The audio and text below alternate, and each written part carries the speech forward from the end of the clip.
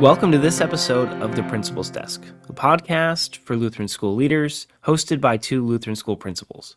My name is Rob Lunak, and I'm the principal at Mount Calvary Lutheran School in Milwaukee, Wisconsin. And my co-host is Mike Sheeman. My name is Mike Sheeman. I'm principal at Bethany Lutheran School in Parma, Ohio. And today, Rob and I are going to be tackling a topic that I know can sometimes be contentious for some. It can be a stress for some. But it's a topic that I've grown and learned a lot in. And so we're going to be talking a little bit today about budgeting for Lutheran schools. And I'm hoping that we're going to be able to offer a few principles and ideas that are going to help you as you look at budgeting for schools. But we want to start off by saying we certainly understand that a lot of the budgeting process is going to be contextualized to your own spot. You won't be able to steal a budget from somebody else and simply apply it in your own school, but that you're going to need to really work together to develop a budget, to run and to manage the budget. And you'll have your own unique factors, but I'm hoping that our conversation today at least gets the juices flowing as we talk about money. And I think as we talk about anything, the best place to start is in Scripture. And I know every time that I talk about budgeting or I think about this kind of thing, it's Philippians 4:19 that always comes to mind. And for me, it talks in Philippians about God will supply for all of your needs through his riches in Christ. There's times that as a Lutheran school leader, we have things we want to do, and you think, where is the money coming from? How is this going to happen? Especially coming off of COVID, when a lot of Lutheran schools saw enrollment decreases. Well, how do we move forward when we don't have the money to do it? There is such a huge faith-based element in budgeting. And I think it definitely needs to start there. Know that God wants your school to succeed. God wants your school as that mission outpost to share the gospel message. And so where do we turn when we have needs? To God himself. And again, in Philippians, he will supply for all your needs through his riches in Christ.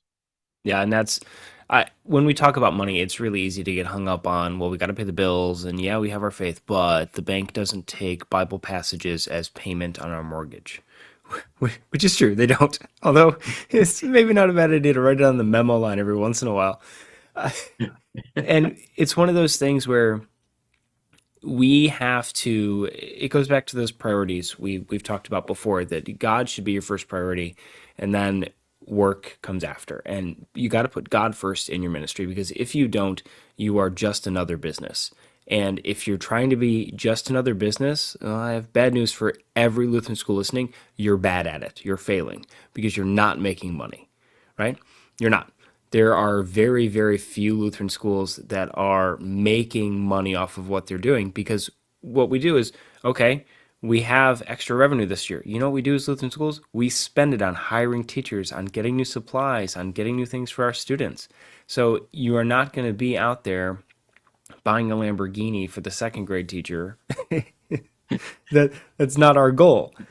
But with that, knowing where our focus always is, and knowing that we still need to have the business side of it buttoned up, it is important that you know how your budget works.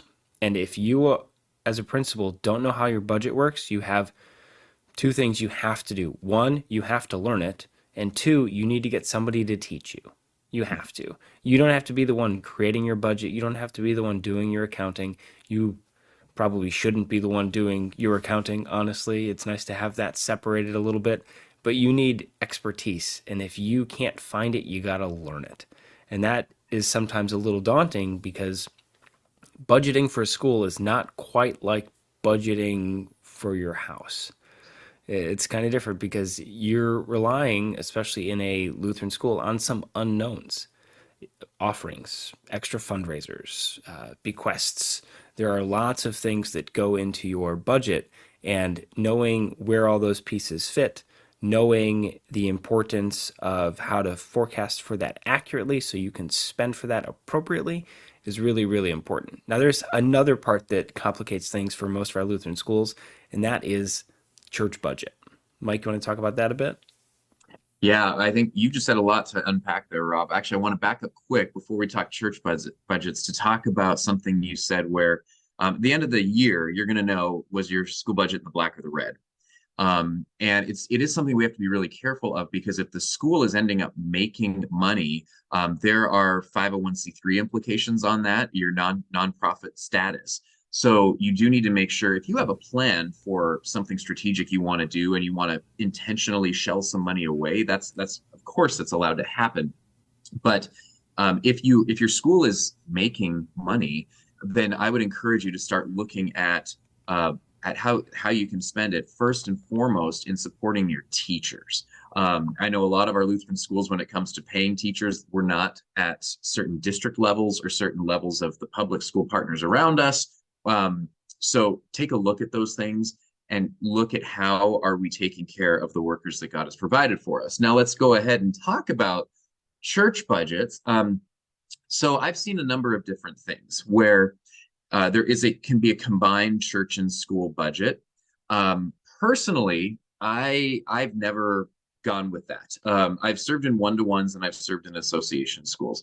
I always like to have my own budget, because as the administrator, I'm the one that's in charge of it. Of course, the board will approve your budget, but then when it comes down to spending that, that really becomes the job of the administrator. And so it can get a little bit sticky if there is church budget working with school budget. I've seen that become a divisive factor. And we certainly don't want money to be anything that tears ministries apart. That is not what God would want. So we're not working toward that. Part of the reason I've tried to divide church and school budgets, not only so that I know what I can afford or how to run it, but I also know that for a number of schools, depending on your state, there are various state regulations regarding the use of funding when it comes to religious purposes. And so it's going to be really important that you know that. So for me here in Ohio, I do receive quite a bit of state funding, but I know that the church can't touch it. And so in order to not only pass a clean audit on the books, but to pass a clean government audit, which we do see every so often, every certain number of prescribed years, I need to make sure that I can show that independently. I also think, for me, splitting the budgets has done two other things. It's allowed me to understand what the cost is of running the school. And it's important to me to know, so that I can say the school is either self-sufficient or not. I think that's something it's good for a principal to know. But the other thing that does is, if your school has a need at the end, you can say to the church, hey, we've done our budgeting and this is the amount that we need. And the church can decide to support you that way. So it actually shows the level of church support. When I first got to Bethany, they were saying, yeah, the church supports the school. We love the school. And when I sat down with the budget and I ran the whole thing and took a look, the number blew me away. The bottom line, to realize to what extent the church was supporting the school, and the church didn't know that. So for me to say, this is how much you've been supporting the school, was they took a lot of pride in that. Now, I'm to the point where I could be self-sufficient and I see the path to doing that. But I have the philosophical question in my context of, is that the right thing to do? Because the church wants to support the school in this way. So there's a lot of questions that come up that you're going to have to ponder when it comes to church and school budgets together. Rob, do you want to talk a little bit about, I know in the association there, kind of how you guys do that? Yeah, so we are very fortunate in our association that we have a great team of people who work through the budget process with us. So the way it works at least our association is, we'll sit down and we have about 6 weeks of budget meetings starting in March. So we call it March Madness, because of course we do. And we look at, okay, here's your budget this year. Here's where you're at this month compared to your budget. What do you need for next year? How do we make that work? What does that look like? And so at the beginning, it's, where are we currently? What are the things we want for next year that we don't have now? What's that cost difference? And then it's, okay, how do you make up that? Because the reality is that it will cost you more next year than it did last year. That's just how it's going to go. If you are not building in cost increases into your budget, you need to be, because everything will cost more, and hopefully your teachers will get a raise every year as well. That is expected right? Gone are the days where you could pay a teacher $15,000 from when they started and then pay that same $15,000 for the next 30 years. It just doesn't work that way anymore. And so we will sit down and go, okay, what are our main drivers of tuition revenue? And those are state vouchers for us and donations for us. We, at least in my context, have very few tuition paying students. In Wisconsin, we're very fortunate to have 3 voucher programs available to our students, and that is the main funder of our education here. The other thing though is there's a gap. What the state provides in payment is not the total cost to educate. And you need to know that cost to educate number. And if you are a school and you're listening to this, or you're a principal and you're listening to this and you go, oh, our number's like $5,000. I'm telling you right now, your number's not. I don't even need to look at your budget to tell you right now that your number is more than that.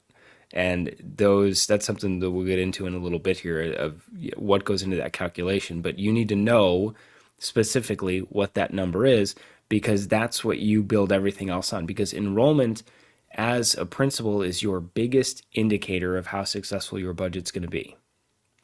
Because for us, last year our number was 165. If we had 165 students, that was our break even number. We brought in enough revenue with outside donations to fund what we had in place at the time. Next year, our number is going to be higher than 165 because, like I said, cost goes up. That's just the truth of it. And so we'll go through all of that process. Here's where we are. Here's what we want. Here's what we need to get there. And that will be reviewed and reviewed and reviewed, because we'll look at it. Okay, try this. Okay, we'll do this. Okay, what about these options? And then we also have a advancement team here as well that will go, okay, here's where we're at. Here's what the gap's going to be. Here's what the advancement team thinks they can bring in. Here's what other fundraisers we have planned. Here's what outside donations we're expecting. And all of those get funneled down into the bottom line amount that we think it's going to cost us to educate for next year. Now, the most important part of the budget process is that it is continuous. And so we will recast the budget once schools actually start in October, and we'll go, okay, here's where we projected for enrollment. Here's where we're actually at. What does that change in the budget? Are there any changes we need to make now that we can make now so we can get the budget up or down wherever it needs to be? Generally, we always want to be making more. That's how that goes. But that is something that you should also be looking at month to month. You should be knowing how much you're spending. If you budget $20,000 for school supplies and you get to September and you've spent 19, you need to know that, because either your budget number was wrong, which happens, or you need to stick to that and now you only have $1,000 to use for the rest of the school year. And some budget things are like that. Textbooks are always a front-loaded expense. You don't pay for those throughout the year. You pay for those at the beginning.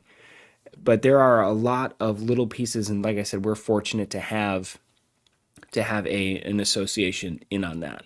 But the more important part, I would argue, than the yearly budget is your strategic plan.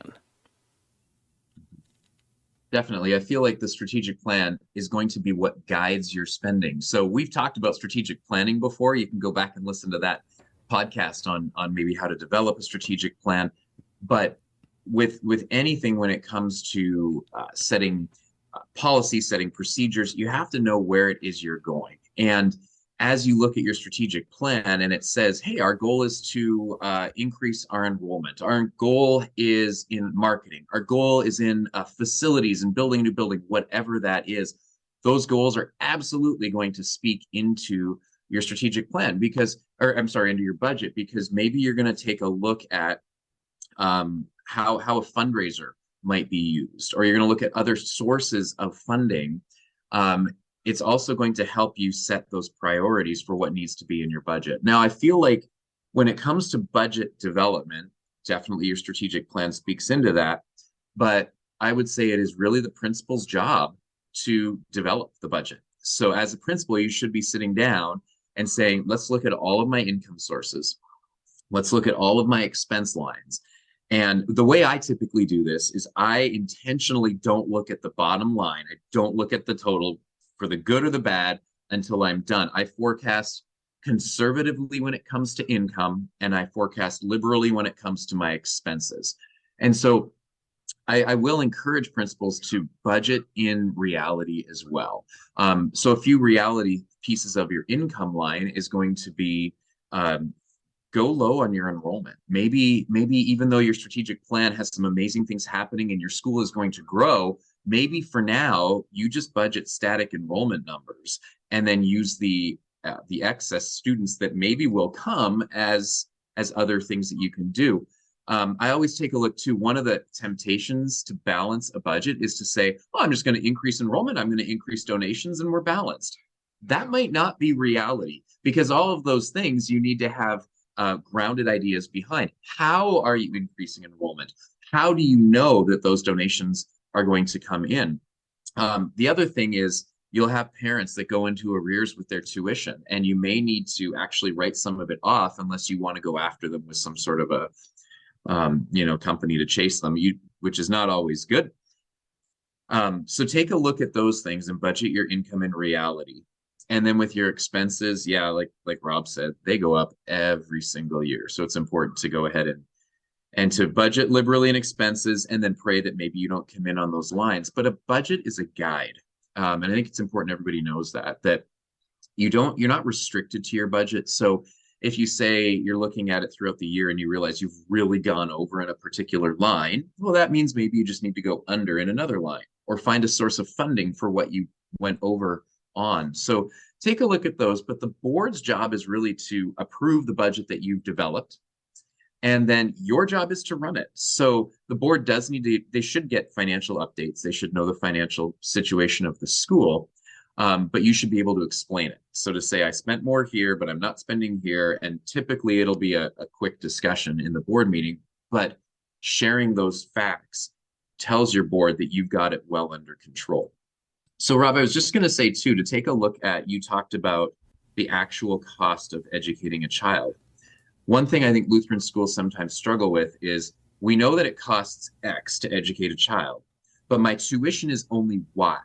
Well, between Y and X is going to be a gap that you need to fund for every single student, assuming that your actual cost is higher than your tuition. So typically, we talk about sources of funding. Tuition is a primary source. Donations could be argued, or church support as a secondary source. But there's also something to consider about third source funding. Where else can you go to get some support and to get help into your budget? And I want to propose one area of third source, and Rob, I want to hear from you about yours as well. But one of the third source funding areas I've had success in is in grant writing. There's, in fact, if you Google Monthly Education Grants Alert, or MEGA, there's a company you can subscribe to their grant newsletter, and they have a very robust newsletter that comes out every month that has grant opportunities for Christian schools. It's a $395 a year subscription, but I wrote that into my budget. And that's helped to fund various things. There's also other third source funding when it comes to things like capital campaigns, bringing in fundraisers to help with those things.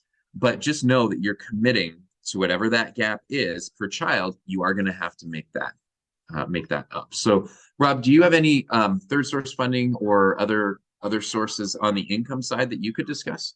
Yeah, we have, like I said, there's an advancement team with the association. So they are working on alumni gifts, they are working on scholarships, they are working on grants, they are working on foundations. There are groups out there whose sole purpose in existing is to help advance the cause of Christian education. And knowing who those groups are and those groups, those foundations, they exist to give away money. That's what a foundation does. And being able to tie into that, if when appropriate and when helpful for your school, is something that you shouldn't ignore.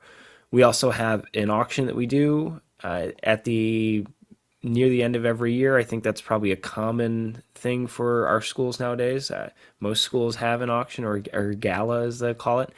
And that has kind of two main purposes. One, it does fundraise a lot. And two, it builds connections with people. So you invite somebody who maybe you want to build a relationship with as a donor to your auction, and you just hey, we'd like to invite you to this. We'd love you to come see kind of what we're doing, and you don't ask them for anything. And you just build that relationship, and there will be a time when you might have to ask that person for money or might get the opportunity to ask that person for money, and that's part of your job as principal. And that was not part of the job as principal 30 years ago, but it is now. And so yeah, I know it can feel kind of icky, like asking people for money and for donations, but no one's going to fundraise for your school except your school. That's how it goes. Right. And there's nothing wrong with doing that. I mean, God tells us, seek and you shall find, right? Now, he's talking about praying, but also there's parables about using your financial resources appropriately and responsibly and in faith. And this is part of that. There's nothing unchristian about going up to somebody and saying, "Hey, I really think you would make a great impact here with some of your wealth if you could make a donation towards XYZ." That is a skill that takes a lot of practice. It's something I am at the beginning of my journey on with that. I don't have a ton of experience, but I need to get better at it, and I recognize that. Mike, what are some other third source fundings that you guys have? No, I think you've hit most of them. I mean, really, the fundraisers I think are important. And I do think you've hit on something. It's important to tap people that are outside of your community as well, because you don't want to keep reaching your hands into the same pockets that are paying the tuition. So, namely, the parents that are paying the tuition and the PTA fees, and their kids are registered in sports, and maybe they're just trying to make it day by day. Going into and building those supporters. You talked about alumni. I couldn't agree with that more. Also finding out what opportunities are available through your district office. I know there are districts that have grants that are available or have really been able to bless Lutheran schools in various ways. So I would encourage you to ask your ed exec what other areas of third source funding are available where you are geographically. Um, Rob, I'm going to agree with you. I think when I started this whole journey of being a principal, it was I didn't know a lot about budgeting, and I kept saying that was a weakness over and over. It's my weakness. It's my weakness. Well, I needed to make that weakness a strength. I do very much support that. Live in your area of strength. I think for a principal, this has to become that. And so surround yourself with people who know what it is that they're doing, and feel free to ask a lot of questions. It was because I asked so many questions that I feel very competent in this area today, but it took a while to get there. And when you said too about asking people for money, I agree. That's scary for a little while. But I think two things on that. First is if you don't ask, the answer is automatically no. So don't worry about that. But this also speaks to a much larger role of the principal is relationship development. That development isn't just about money, but it's about talking to people, get to know them, get to know what they're passionate about. And maybe somebody really has a love for music, let's say. Well, you want to build your music program, there's a great partnership. So get to know those people and keep that all in the back of your head, but gain those supporters. And there's a really good way to do that. And it's about storytelling. Keep telling the story of your school over and over and over. And at the end of the day, that's what your budget does. Your budget tells the story of your ministry and of your school. What you spend your money on is what is important to you. And most Lutheran schools are anywhere between 70 and 80% of their budget goes towards paying staff, teachers. That's where we spend our money. We spend it on people. And then the remainder goes to facilities, programs, because at the end of the day, you are in the relationship business. Your school is not a building where kids go in and then knowledge is poured into their brains by some inanimate object. An adult does that, a teacher does that. You have relationship builders in your school. That's exactly what all your teachers are. They're relationship builders. And you look around and you say, that teacher has a great relationship. And then right after you have that thought, you go, that's a great class. That kid's learning. That's doing this. You can't have one without the other. And your budget is all about supporting that. Your budget supports the important saving work that you are privileged to do through your Lutheran schools. And that is something that is easy to lose sight of. It's easy to go, well, we just need to pay this bill and we need to pay this bill. No, we got to do this fundraiser so we can do this thing. At the end of the day, all of that is supporting the mission God has given to your church and to your school, to you and to your teachers. I think that's a great spot to wrap that up, to wrap up this whole topic. But you're supporting the mission, but you are not alone. Again, this is the cloud of witnesses we have. There are other administrators that are going through the same thing you're going through. If you're struggling, please reach out. Please find somebody that can support you and can help you in the budgeting process. If you're struggling financially, I've seen a lot of schools that the finances have not gone well, which has maybe even led them to close. Please don't feel like you're on an island. I know Rob is there for you. I'm there for you. There are other people that you know. Budgeting can be daunting.